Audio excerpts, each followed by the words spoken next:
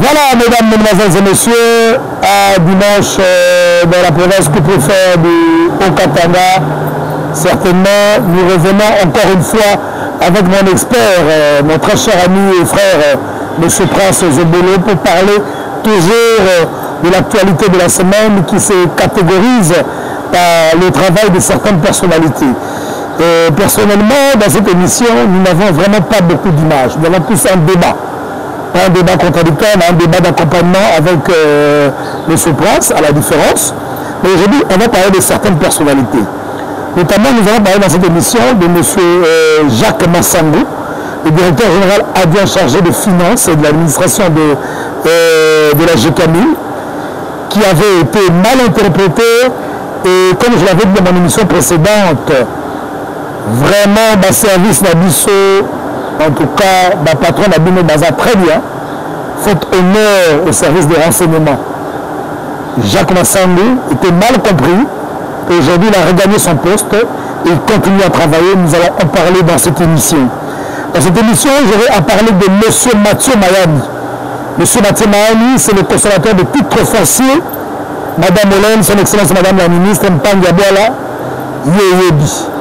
Il faut soutenir Mathieu Mayani. Mathieu Mayani fait un très bon travail en tant que conservateur de Colosie 1. C'est parmi les gens qui ont traîné aujourd'hui un poste de l'État.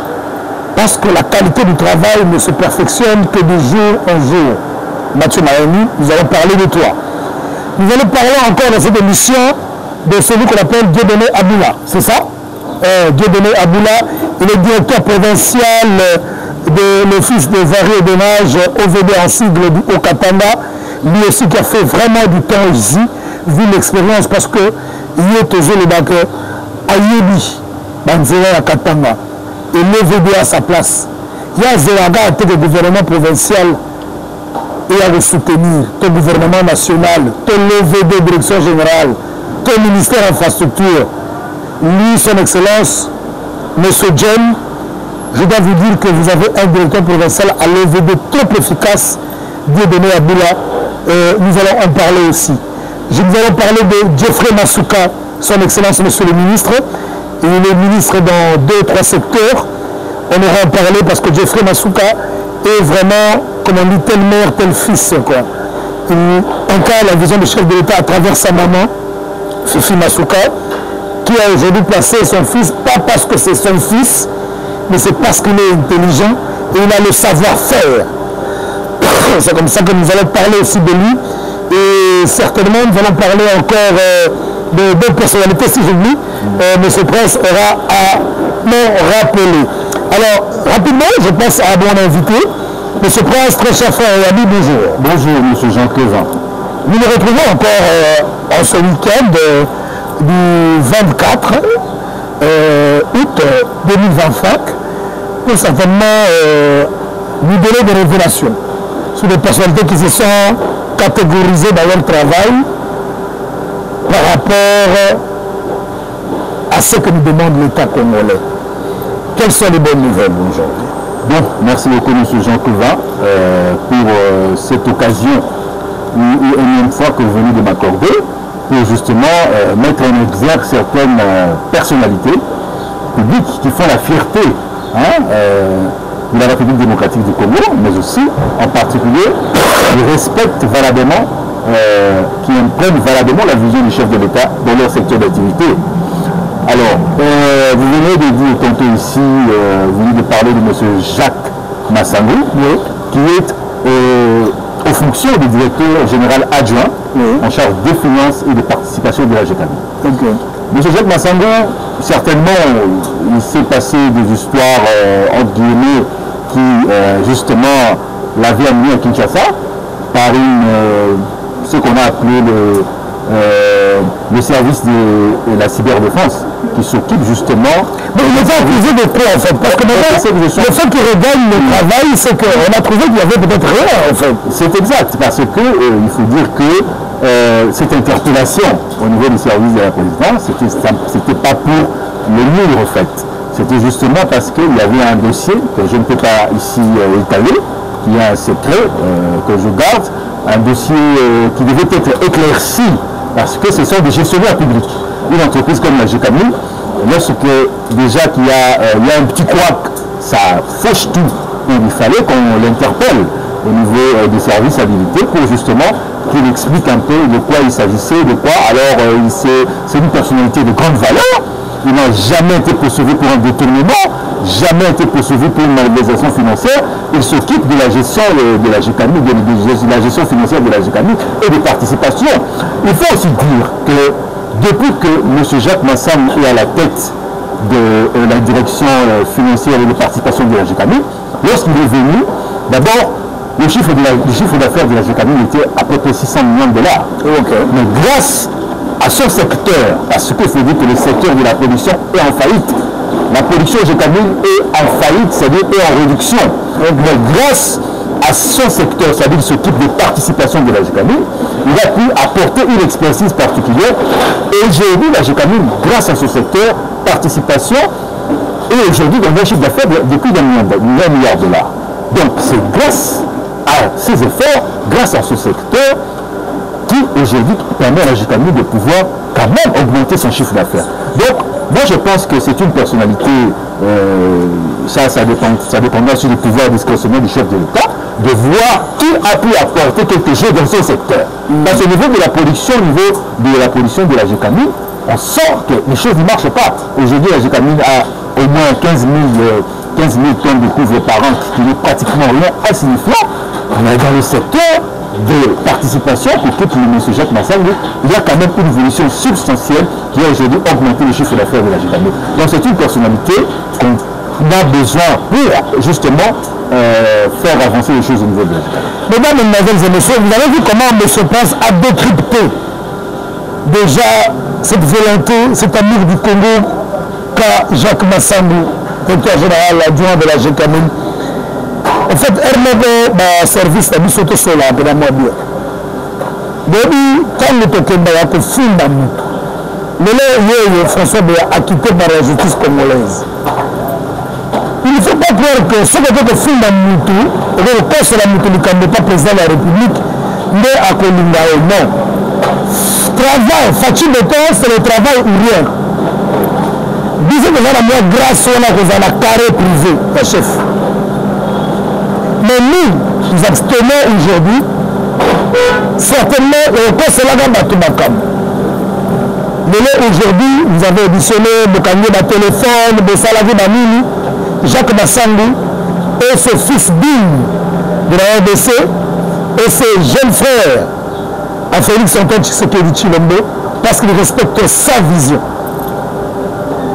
Donc, on veut mélanger tout le monde à envolé. Donc, il y a 6-7 mois. Ce monsieur travaille d'arrache pour monter les recettes de la GECAMI. Je crois que nous devons beaucoup de considération et coup de chapeau à toi, Jacques Massam. En deuxième point, aujourd'hui, on veut parler de son excellence, monsieur le ministre des Transports, Énergie, Industrie et Voies de Communication de là-bas, en l'occurrence, monsieur Geoffrey Masuka, qui justement fait aussi la fierté de la jeunesse congolaise. Vous savez, il y a eu des choses qui ont été dites, c'est le fils Masuka, c'est ceci, cela, ceci. Mais moi, je pense que les gens n'ont pas compris la dame de fer du là-bas. Parce que lorsqu'il a placé son excellence, M. Geoffrey Masuka à la tête du ministère de l'Industrie, Transport, Énergie, Tourisme aussi, les choses sont en train de bouger à la province du là-bas. Dans tous ces secteurs qui est son portefeuille. Il faut dire que même au niveau du tourisme, on a senti beaucoup d'activités qui aujourd'hui fait en sorte que la province de là-bas est aujourd'hui beaucoup fréquentée par le tourisme, par les touristes plutôt, mais justement à travers des actions que même son excellence M. Geoffrey Masuka. Parce qu'il faut dire que même au niveau du secteur industriel, il y a pas mal d'actions, même au niveau du secteur du transport, que ce soit même au niveau de l'énergie, il y a pas mal de projets qu'il a pu initier sous l'impulsion de Madame la gouverneure Masuka, au niveau de l'énergie. Il y a des projets de barrages, il y a des projets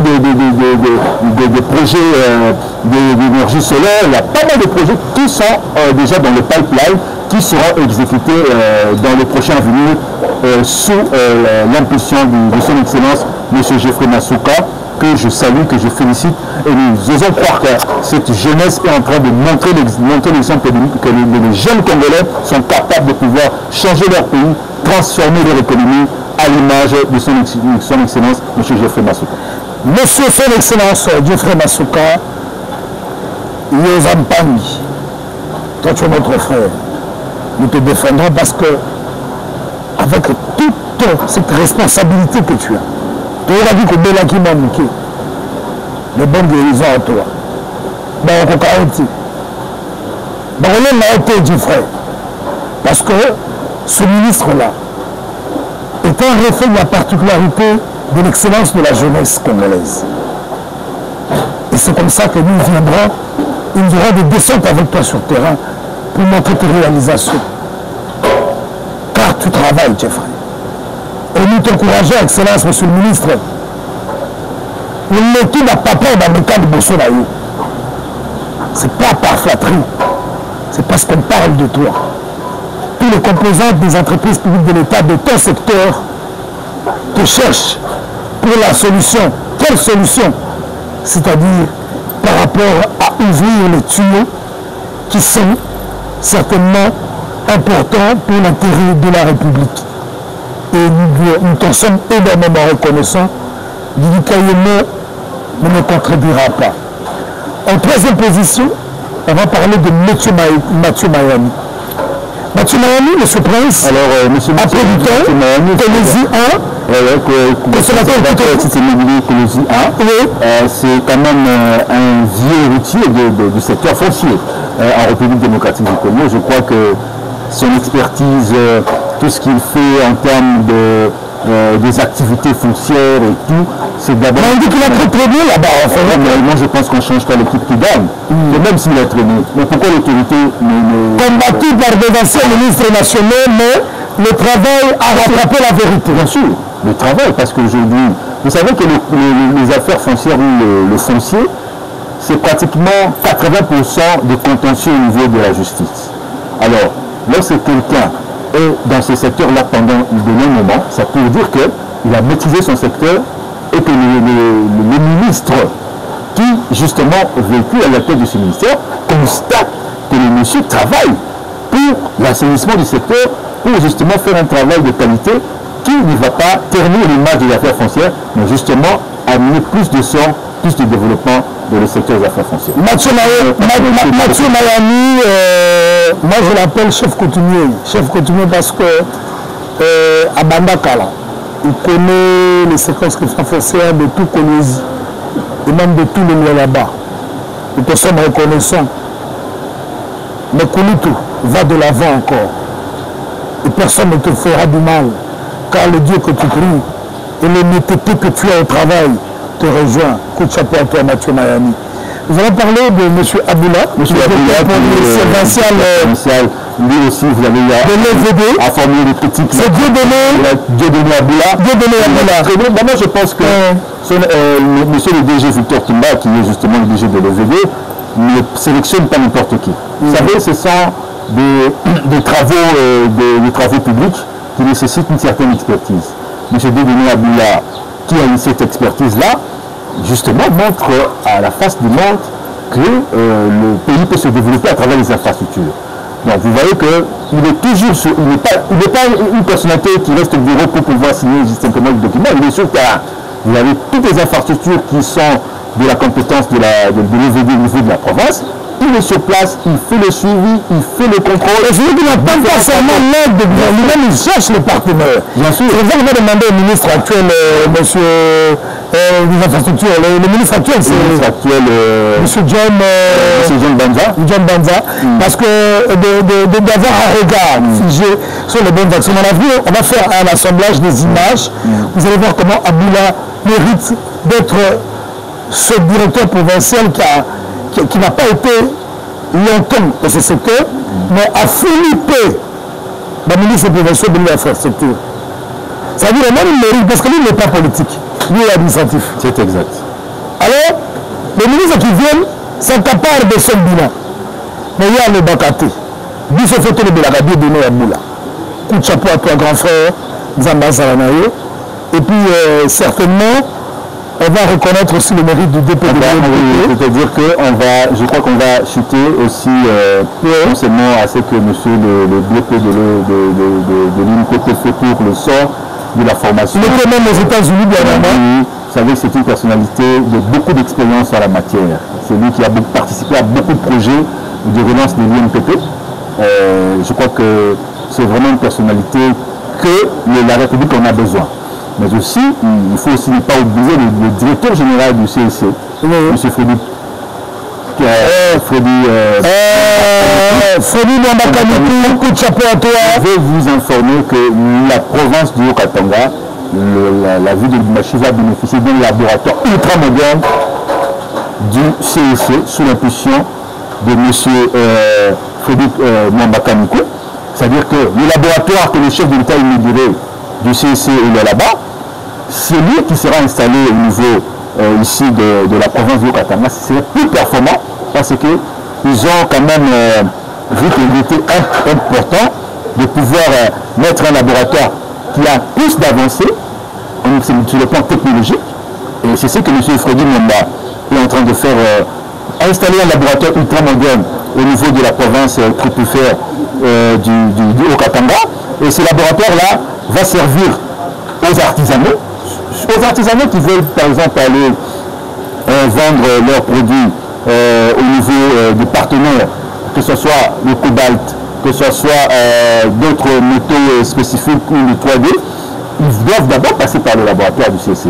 Qu'on examine la teneur, qu'on examine la valeur de ce produit minier, mais aussi il ne faut pas oublier le technicien qui est en charge de la mise en place de ce laboratoire, en l'occurrence monsieur le directeur provincial du CSC là-bas, qui justement est dans l'expertise de pouvoir installer ce laboratoire au niveau de la province du Haut-Katanga, en l'occurrence monsieur Paul Kavou Kabenge, DPCC là-bas, c'est lui qui a été sélectionné pour justement mettre en place ce laboratoire au niveau de la ville que tu fais. Merci DP du CSC, nous serons là très bientôt, nous terminons et je vais fermer la parenthèse en insistant.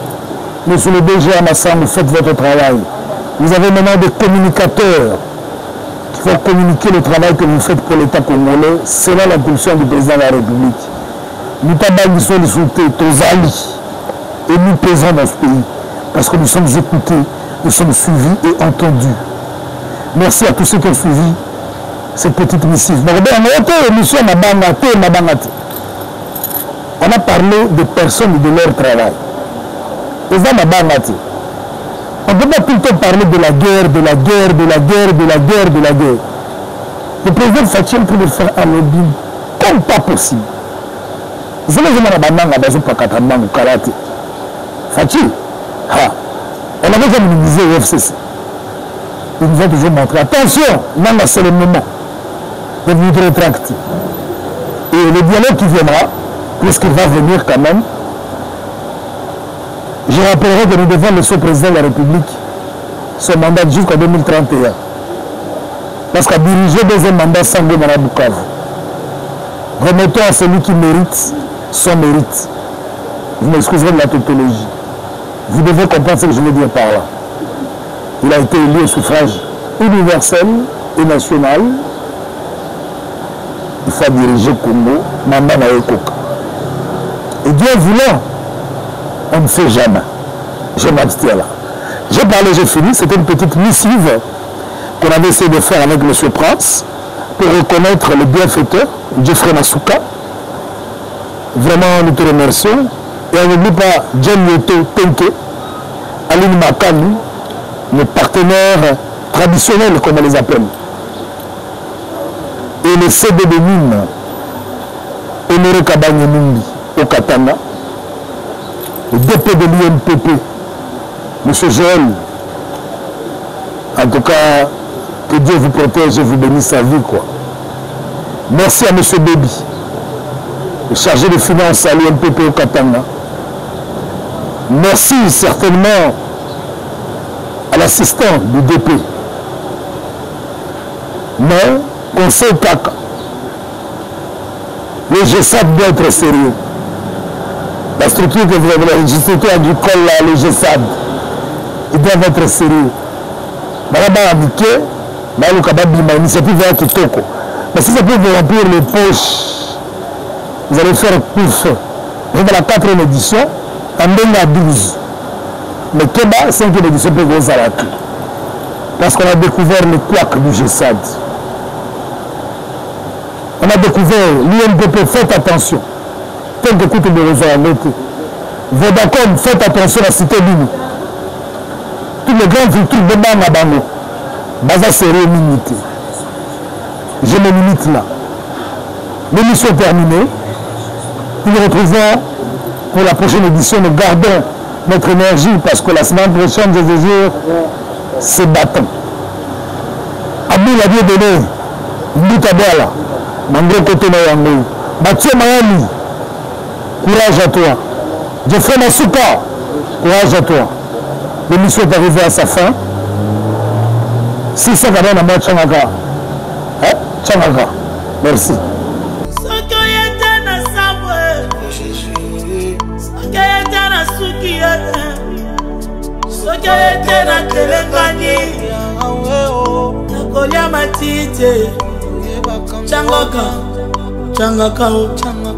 Changaka Yesu.